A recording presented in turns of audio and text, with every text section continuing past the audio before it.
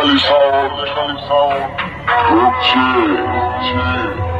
আমার সঙ্গে করিস না বেশি বাড়াবাড়ি, আমি আসছি খুব তাড়াতাড়ি তোকে হারিয়ে, সবার সামনে জুতোর মালা পরিয়ে হাতে পরাবো কাঁচের চুড়ি।